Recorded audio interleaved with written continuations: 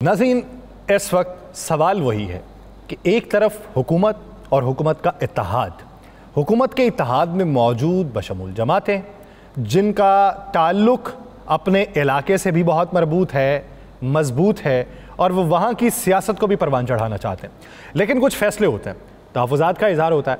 माज़ी करीब में जो वादे वईद किए गए थे उसकी तकमील नहीं होती। अब जब उसकी तकमील नहीं होती तो बहुत से गिले जो हैं वो हलकूम से निकलते हैं, नारों की सूरत भी इख्तियार कर जाते हैं, लेकिन सुनने वालों की समातों पर असर नहीं रखते। ये एक हकीकत पसंदाना क्या सोच है या ये एक ऐसा मुबहम मंजरनामा है कि जिसकी कई परतें खुलेंगी तो मालूम पड़ेगा कि असल हकायक इसके अंदर क्या मौजूद थे, चाहे वो नहरों के मसाइल हों, चाहे वो गुर्बत के मसाइल हों, चाहे बेरोज़गारी के मसाइल हों, चाहे मुआशी मंजरनामे के हों, चाहे पावर शेयरिंग के मसाइल हों। पाकिस्तान पीपल्स पार्टी बेशुमार मवाक़ों के ऊपर पाकिस्तान मुस्लिम लीग नून से तहफ़्फ़ुज़ात का इजहार करती दिखाई दी, लेकिन पाकिस्तान मुस्लिम लीग नून के कानों पर जूं तक ना रेंगी। बुनियादी वजूहात क्या हैं? अब पीपल्स पार्टी क्या किरदार अदा करना चाहती है या क्या किरदार अदा करने जा रही है, इसी बारे में बात करेंगे। हमें ज्वाइन किया पाकिस्तान पीपल्स पार्टी के रहनुमा रज़ा हारून साहब ने। रज़ा हारून साहब, बहुत शुक्रिया आपके वक्त का। रज़ा हारून साहब, सबसे पहले सवाल तो ये कि कौमी सलामती कमेटी का एक इजलास हो चुका, एलामिया जारी हो चुका, पीपल्स पार्टी हिस्सा थी, वो भी मौजूद थी, मौलाना फजलुर रहमान साहब भी मौजूद थे, बस महमूद खान अचकज़ई नहीं थे, आप अख्तर मेंगल साहब नहीं थे या पीटीआई नहीं थी। अब पीटीआई का दर्द बहुत ज़्यादा पीपल्स पार्टी को तो नहीं दिखाई देता, माजी के बयानात में भी दिखाई नहीं देता, हाल में अगर होने लगे तो ये हमें मालूम नहीं। तो दोबारा से कौमी सलामती कमेटी का इजलास बुलाने की जो फरमाइश की गई है या जो सिफारिश पेश की गई है, ये किस बेहतर मंजरनामे के लिए?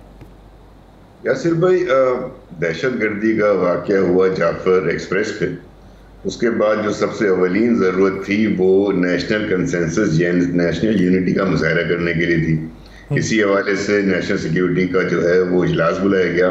बदकिस्मती से वहाँ हमारे कुछ दोस्तों ने, जिनका आपने नाम लिया, पीटीआई ने, अचकज़ई साहब ने और अख्तर मेंगल साहब ने शिरकत करना मुनासिब नहीं समझी, उनका अपना फैसला था। तो एक मैसेज ये गया और इसको बड़ा फिर क्रिटिसाइज भी किया गया कि मुल्क की बड़ी सियासी जमात है पीटीआई, जब वो उसमें शामिल नहीं थी तो फैसला जो है कंसेंसस का फैसला नहीं कहलाएगा। आखिर आई थिंक इसी को काउंटर करने के लिए और दहशत गर्दों के उस नैरेटिव को शिकस्त देने के लिए कि पाकिस्तान की कौम तकसीम है, पाकिस्तान के लीडरान तकसीम है, पाकिस्तान की सियासी क़यादत अहम कौमी इशूज़ के ऊपर भी मिल बैठने को तैयार नहीं है, तो इससे तक़वियत पहुँचती है दहशत गर्दों के बयानी, उनके नैरेटिव, उनकी दहशत गर्दी की कार्रवाइयों को। तो उसी को डिफीट करने के लिए ज़रूरत इस बात की है कि अगर कोई कमी बेशी रह गई थी तो चेयरमैन बिलावल भुट्टो साहब ने तजवीज़ पेश की, अपनी खिदमात ऑफ़र की कि वो तैयार हैं ब्रिज का रोल अदा करने के लिए, और उनकी ख्वाहिश है और हम सब की ये ख्वाहिश होनी चाहिए कि तमाम सियासी क़यादत, चाहे वो हमसे रूठी भी हो, चाहे हमसे नाराज़ हो, चाहे उनके अपने ज़ाती मफादात हों, पार्टी मफादात हों, कम अज़ कम एक नेशनल इशू पे सब यकजा होकर एक मैसेज दें दहशत गर्दों को कि जी आपके सामने ये पूरी कौम सीसा पिलाएगी दीवार और मुत्तहिद है। तो ये वो कोशिश है बिलावल भुट्टो साहब की, और मुझे खुशी है कि हुकूमत वक्त ने, वज़ीर आज़म साहब ने और दीगर गुज़रान ने भी आकर इसको अप्रिशिएट किया है, और मैं समझता हूँ कि इस कोशिश को कामयाब होना ज़रूरी है। और पीटीआई वाले भी इस पर ज़रा नज़रसानी करें, सोचें और आगे बढ़ें और हाथ मिलाएं, और बेशक अपने इख्तिलाफ़ात रखें, अपनी डिमांड्स रखें, अपनी मांगे रखें, अपने सियासी बयानियों को रखें, लेकिन इस एक इशू पर अगर नेशनल सिक्योरिटी का एक और इजलास बुलाना भी पड़ जाता है तो उसमें कोई मज़ाक़ नहीं है। अच्छा, दूसरी तरफ पीपल्स पार्टी ने हुकूमत के लिए या अपने लिए मामलात तय करने के हवाले से, अफ़ाम तफ़हीम में किरदार अदा करने के हवाले से भी एक पेशकश की है कि पीटीआई के साथ बातचीत कर सकते हैं। बिलावल भुट्टो ने वो किरदार अदा करने की बात की है। अब आप इस ज़मन में क्या समझते हैं कि दूसरी तरफ से मुस्बत जवाब आएगा या फिर दूसरी तरफ से छोड़िए हुकूमत की तरफ से ही मुस्बत जवाब आ जाएगा? मैं समझता हूँ हुकूमत की तरफ से तो मुस्बत जवाब है और आएगा भी और आ भी चुका है। मेरी तो बहुत ज़्यादा उम्मीदें होंगी अब तहरीक इंसाफ से, अख्तर मेंगल साहब से, अचकज़ई साहब से, कि वो इस ऑफ़र को नेशनल इंटरेस्ट में, और मैं समझता हूँ कि सब मुहब्ब वतन जमातें, मुहब्ब वतन लीडरान हैं और ये भी इस वाक़े की नज़ाकत को समझते हैं। वो भी चाहते थे ना कि एक एपीसी का इनेकाद किया जाए, वो चाह रहे थे कि वो खुद एपीसी हुए, लेकिन अगर एक एपीसी हुकूमत और पार्लियामेंट से हटकर मुनक़्क़िद की जाएगी तो वो तफरीक का ही इशारा देगी, तफरीक का ही बयानिया बन जाएगी। तो मैं पूरी उम्मीद हूँ और मैं इसमें मस्बत सोच रख रहा हूँ कि मस्बत एफर्ट है बिलावल साहब की, और मस्बत जवाब मुझे पूरी उम्मीद है कि तहरीक इंसाफ की जानिब से भी, चकजई साहब, अख्तर मेंगल साहब की जानिब से भी मस्बत जवाब आएगा। दूसरी तरफ अगर देखा जाए पानी के मसाइल के ऊपर बेशुमार आप लोगों के बयानात आए, जरदारी साहब का, बिलावल साहब का, शर्जील साहब का, मुराद सईद साहब का, मुख्तलिफ और लोगों के भी कुछ बयानात ऐसे भी आए जिस पे वजाहतें भी कुछ दी गई। लेकिन आप लोग एहतजाज की सियासत का रास्ता इख्तियार कर चुके हैं। क्या ये समझ चुके हैं कि आपके इत्तेहादी आपकी बात सुनने को कतई तौर पे तैयार नहीं है, तो यही वाहिद रास्ता है जो आपने इख्तियार किया? एहतजाज का जो देखिए ना, एक तो प्रेसिडेंट साहब ने जॉइंट पार्लियामेंट के सेशन में वाज़ेह मौक़िफ़ दे दिया, बिलावल भुट्टो साहब ने अपना वाज़ेह मौक़िफ़ कौमी असम्बली में दे दिया, मुराद अली शाह साहब जो CM हैं सूबे के, उन्होंने भी अपना वाज़ेह मौक़िफ़ दे दिया। सब चाहते हैं कि इसमें मुशावरत हो, इसमें कंसेंसस डेवलप हो और CCI का इजलास बुलाया जाए। अब एक अवाम में शदीद गम और गुस्सा पाया जाता है और सिंध के अवाम ये समझते हैं कि उनकी उमंगों को, उनके रिसोर्सेज को उनसे पूछे बगैर, हर बार उनसे पूछे बगैर पानी जैसे मसले पर भी उनकी उमंगों को नज़रअंदाज किया जाता है। तो उस एहतजाज को भी एक तरीके से ऑर्गेनाइज तरीके से करने के लिए पीपल्स पार्टी ने आज और कल जो है वो सिंध भर में एहतजाज की कॉल दी है। तो ये वो इश्यूज हैं जो रीजनल हैं, जो लोकल हैं, जो साथ साथ चलते रहेंगे। लेकिन जब नेशनल इश्यूज की बात आएगी तो कम से कम उस 1 पॉइंट एजेंडा पे कि दहशतगर्दी के खिलाफ पूरी कौम मुत्तहद है, पूरी सियासी क़यादत मुत्तहद है, पूरी पार्लियामान अपने दारों के पीछे रियासत की पीछे पकड़ी है, वहाँ हमारा जो है कोई इख्तिलाफ नहीं।